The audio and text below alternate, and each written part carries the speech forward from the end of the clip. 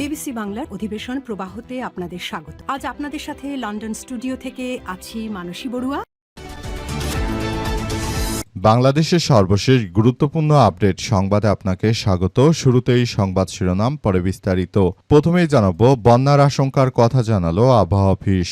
জুনে কম বৃষ্টি হলেও চলতি জুলাই মাসে দেশে স্বাভাবিক বৃষ্টিপাত হতে পারে। এতে দেশের ৩ অঞ্চলে স্বল্পমেয়াদী বন্যা পরিস্থিতি তৈরি হতে পারে বলে পূর্বাভাস দিয়েছে আবহাওয়া অধিদপ্তর। আজ দীর্ঘমেয়াদী আবার পূর্বাভাস সংক্রান্ত বিশেষজ্ঞ কমিটির নিয়মিত সভা শেষে এই তথ্য জানিয়েছে সংগঠনটি। আবহাওয়া অধিদপ্তর পরিচালক চলতি দায়িত্ব মোহাম্মদ নুরুল করিম বলেন যে জুলাই মাসে মৌসুমি বৃষ্টিপাতজনিত কারণে দেশের প্রধান নদ নদীর পানি সমতল সামগ্রিকভাবে বৃদ্ধি পেতে পারে। এরপর জানাবো, কুড়িগ্রামে ব্রহ্মপুত্র তীররক্ষা বাঁধে ভাঙন। কুড়িগ্রামের চিলমারিতে ব্রহ্মপুত্র নদের তীররক্ষা বাঁধে ভয়াবহ ভাঙন দেখা দিয়েছে। তীব্র ভাঙনের ফলে ইতিমধ্যে কয়েকটি গ্রাম চরম ঝুঁকির মধ্যে পড়েছে। দ্রুত এই ভাঙন রোধ করা না গেলে পুরো উপজেলা হুমকির মুখে পড়বে বলে আশঙ্কা করছে স্থানীয়রা।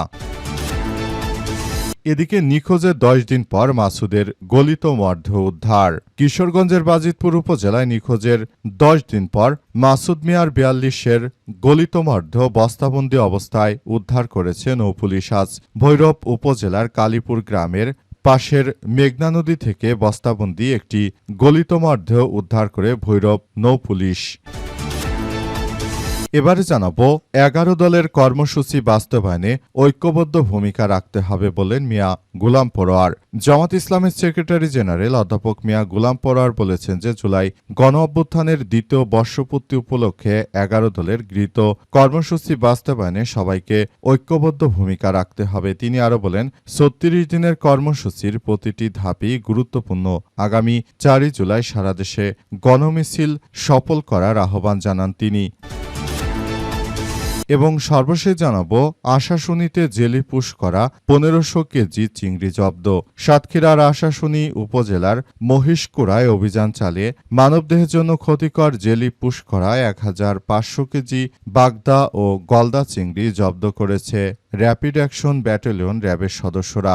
বিকাল ৫টার দিকে গোপন সংবাদের ভিত্তিতে মহিষকুড়া এলাকায় এই বিশেষ অভিযান পরিচালনা করা হয়। এমন সংবাদের ভিত্তিতে র্যাবের সদস্যরা উক্ত জেলিওয়ালা চিংড়িগুলো বাস এবং ট্রাকের নিচে দিয়ে রাস্তার উপর ফেলে দিয়ে তারপর সেগুলো ক্রাশিং করছে। প্রিয় দর্শক, এতক্ষণ শুনছিলেন সংবাদ শিরোনাম, এবারে বিস্তারিত। তবে তার আগে বন্ধুরা, অনুরোধ থাকবে এই সংবাদটিতে একটি লাইক দিন। এই চ্যানেলে আপনি নতুন হয়ে থাকলে আমাদের সংবাদটি দেখতে দেখতে চ্যানেলটি সাবস্ক্রাইব করে রাখুন। কমেন্ট করে বন্ধুরা আপনার মূল্যবান মতামত জানিয়ে দিন আপনি বিশ্বের কোন দেশ থেকে বা বাংলাদেশের কোন স্থান থেকে আমাদের সংবাদটি দেখছেন এবং শুনছেন। আর বন্ধুরা, সংবাদটি আপনার সোশ্যাল মিডিয়া ফেসবুকে শেয়ার করে বন্ধুদেরও দেখার সুযোগ করে দিন। গাজা যুদ্ধে আপনি যদি নিরীহ ফিলিস্তিনিদের ভালোবেসে থাকেন বন্ধুরা, কমেন্টে ইয়েস লিখে পুরো বিশ্বকে আমাদের এই তাজা আপডেটটি দেখার সুযোগ করে দিন। এবারে বিস্তারিত। বন্যার আশঙ্কার কথা জানালো আবহাওয়া অফিস। জুনে কম বৃষ্টি হলেও চলতি জুলাই মাসে দেশে স্বাভাবিক বৃষ্টিপাত হতে পারে। এতে দেশের বিভিন্ন অঞ্চলে বন্যা পরিস্থিতি তৈরি হতে পারে বলে পূর্বাভাস দিয়েছে আবহাওয়া অধিদপ্তর। আজ দীর্ঘমেয়াদী আবার পূর্বাভাস সংক্রান্ত বিশেষজ্ঞ কমিটি নিয়মিত সভা শেষে এই তথ্য জানিয়েছে। আবহাওয়া অধিদপ্তরের পরিচালক চলতি দায়িত্ব মোহাম্মদ নুরুল করিম বলেছেন যে জুলাই মাসে মৌসুমি বৃষ্টিপাতজনিত কারণে দেশের প্রধান নদ নদী পানি সমতল সামগ্রিকভাবে বৃদ্ধি পেতে পারে। ভারী বৃষ্টিপাতের কারণে দেশের উত্তরাঞ্চল, পূর্বাঞ্চল এবং দক্ষিণাঞ্চলে স্বল্পমেয়াদী বন্যা হতে পারে। এই পূর্বাভাস এমন সময় এলো যখন উত্তর পূর্বাঞ্চলে মানুষ বেশ কয়েকদিন আগে থেকে স্বল্পমেয়াদী বন্যা পরিস্থিতি মোকাবেলা করে আসছে। ওইসব এলাকায় উজানের ঢল ও ভারী বৃষ্টিতে ইতিমধ্যেই নিম্নাঞ্চল প্লাবিত হয়েছে। সংস্থাটির দীর্ঘমেয়াদী ৩ মাসের পূর্বাভাসে বলা হয়েছে দেশে জুলাই থেকে সেপ্টেম্বর মাসে সামগ্রিকভাবে স্বাভাবিক বৃষ্টিপাতের সম্ভাবনা থাকলেও দিন ও রাতের তাপমাত্রা স্বাভাবিকভাবে বেশি থাকতে পারে। এ সময় বিচ্ছিন্নভাবে দেশে 3 থেকে 5টি মৃদু থেকে মাঝারি ধরনের তাপপ্রবাহ বয়ে যেতে পারে এবং বঙ্গোপসাগরে লঘুচাপ সৃষ্টি হতে পারে এবং সেখান থেকে অতিরিক্ত বৃষ্টিপাতের আশঙ্কা করা হচ্ছে। সবাইকে বলা হচ্ছে এই বিষয়গুলো খুবই গুরুত্ব ও সেনসিটিভ আকারে দেখে তারপর আপনাদের এই কার্যক্রমগুলো চালিয়ে যেতে হবে, যাতে করে ভবিষ্যতে আর এই ধরনের কোনো ঘটনা যেন সামনে না আসে সেই বিষয়গুলোকে খুবই গুরুত্ব সহকারে দেখভাল করতে হবে। কুড়িগ্রামে তীররক্ষা বাঁধে ভাঙন। কুড়িগ্রামের চিলমারিতে ব্রহ্মপুত্র নদের তীররক্ষা বাঁধে ভয়াবহ ভাঙন দেখা দিয়েছে। তীব্র ভাঙনের ফলে ইতিমধ্যেই কয়েকটি গ্রাম চরম ঝুঁকির মধ্যে পড়েছে। দ্রুত এই ভাঙন রোধ না করা গেলে পুরো উপজেলা হুমকির মুখে পড়বে বলে আশঙ্কা করছে স্থানীয়রা। আজ বিকালের পর হঠাৎ করেই উপজেলার রানীগঞ্জ ইউনিয়নের কাসকোল সড়কটারি এলাকায় অবস্থিত ডান তীররক্ষা বাঁধটির একটি বড় অংশ নদী গর্ভে বিলীন হতে শুরু করে। ব্রহ্মপুত্র নদের বাসিন্দাদের দাবি, চিলমারিতে বড় ধরনের বিপর্যয় থেকে রক্ষা করতে হলে পানি উন্নয়ন বোর্ড সহ সংশ্লিষ্ট প্রশাসনকে বিশেষ করে নজর দিতে হবে এবং জিও ব্যাগ ব্যবহার করতে হবে। সরেজমিনে দেখা গেছে যে সন্ধ্যার পর থেকে ভাঙনের তীব্রতা আরও বৃদ্ধি পেয়েছে এবং আকস্মিক ভাঙনের কাসকোল সড়ক কাটা ও পার্শ্ববর্তী এলাকায় মানুষের তীব্র আতঙ্ক ছড়িয়ে পড়েছে। স্থানীয় বাসিন্দা নজরুল ইসলাম বলেন যে বিকেলের পর থেকে বাঁধটি ভাঙতে শুরু করেছে। যে হারে ভাঙন চলছে তাতে রাতে যদি এই বাঁধটি পুরোপুরি ঠিক করা না হয় তাহলে হয়তো এখান থেকে আবারও ভয়াবহ এক বিপর্যয়ের মুখোমুখি পড়তে চলেছে বাংলাদেশ। তাই বিষয়গুলো নিয়ে সবাইকে এখনই ভাবতে হবে। নিখোঁজের 10 দিন পর মাসুদের গলিত মরদেহ উদ্ধার। কিশোরগঞ্জের বাজিতপুর উপজেলায় নিখোঁজ মাসুদ মিয়ার 42-এর গলিত মরদেহ বস্তাবন্দি অবস্থায় উদ্ধার করেছে নৌপুলিশ।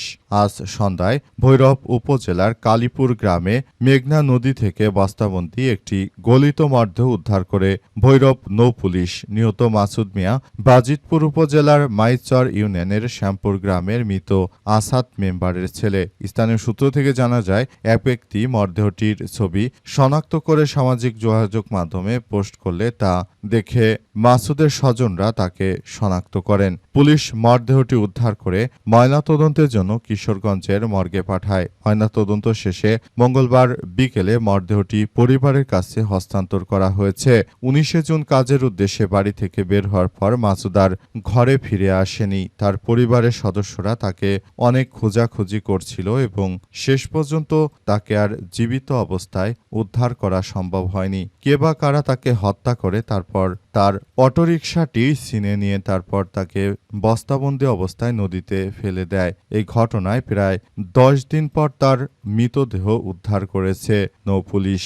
সারা দেশ জুড়ে এমন বিশৃঙ্খল পরিস্থিতির সৃষ্টি হয়েছে। দেশ জুড়ে বিভিন্ন জায়গায় এমন হত্যাযজ্ঞের ঘটনা আসলে যে সৃষ্টি হয়েছে সেটি সবাইকে খুব বেশি হতাশার মধ্যে ফেলে দিয়েছে। তাই নতুন করে বিষয়গুলো আসলে কোন দিকে যাচ্ছে সেটি এখন পর্যন্ত বোঝা যাচ্ছে না। পরিস্থিতি খুবই ভয়াবহতার দিকে যাচ্ছে বাংলাদেশের।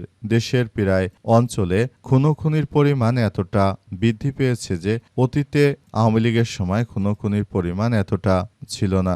এখন বর্তমান যতটা বেশি আকারে খুনোখুনি হতে শুরু করেছে এটা কিন্তু অতীতে ছিল না। 11 দলের কর্মসূচি বাস্তবায়নে ঐক্যবদ্ধ ভূমিকা রাখতে হবে বললেন মিয়া গোলাম পরোয়ার। বাংলাদেশ জামাত ইসলামের সেক্রেটারি জেনারেল অধ্যাপক মিয়া গোলাম পরোয়ার জানিয়েছেন যে 11 দলকে ঐক্যবদ্ধভাবে রেখে তারপর ভবিষ্যতে একটি সুন্দর ও সম্প্রীতির একটি আধুনিক বাংলাদেশ আমাদের গড়ে তুলতে হবে। যদি বিষয়গুলো আসলে ভালোভাবে গড়ে না তুলতে পারি তাহলে ভবিষ্যতে বাংলাদেশের অবস্থা আরও খারাপের দিক চলে যাবে বলে এমন কথা জানানো হয়েছে। আরও বলা হয়েছে যে বাংলাদেশটাকে সুন্দরভাবে গড়ে তোলার জন্য আমাদের সবাইকে এই কার্যক্রম চালাতে হবে। বাংলাদেশ জামাত ইসলামের আমির ডাক্তার শফিকুর রহমানের নির্দেশনা মোতাবেক বাংলাদেশটাকে সুন্দরভাবে গড়ে তোলার জন্য আমাদের সবাইকে একসঙ্গে কার্যক্রম চালিয়ে যেতে হবে, দেশটাকে সুন্দরভাবে গড়ে তোলার মধ্য দিয়ে মূলত সবাইকে এগিয়ে আসতে হবে বলে 11 দলীয় জোটের পক্ষ থেকে এই নির্দেশনা জারি করা হয়েছে। 11 দলের পক্ষ থেকে আরও বলা হয়েছে, এ অবস্থায় দেশের মানুষকে সুষ্ঠু সুন্দরভাবে একটি সুন্দর সমাজ গড়ে তোলার পক্ষেই বাংলাদেশ জামাত ইসলাম কাজ করছে। যদি বাংলাদেশ জামাত ইসলাম তারা তাদের জায়গা থেকে এই ভূমিকা না রাখত, তাহলে যারা দখলদার সন্ত্রাসী রয়েছে, চাঁদাবাজ রয়েছে, তারা মূলত দেশটাকে আরও এক ভয়াবহ বিপর্যয়ের দিকে ঠেলে দিত। তাই সবাইকে সঙ্গে নিয়ে আমরা রাষ্ট্র কাঠামো মেরামত করতে চাই বলে জানান তিনি। 11 দলীয় জোটের পক্ষ থেকে ইতিমধ্যে সবাইকে এই গুরুত্বপূর্ণ নির্দেশনা দেওয়া হয়েছে এবং সবাইকে সব বিষয় নিয়ে ইতিমধ্যে সতর্কতামূলক কার্যক্রম চালানোর ব্যাপারে আশাবাদ ব্যক্ত করা হয়েছে।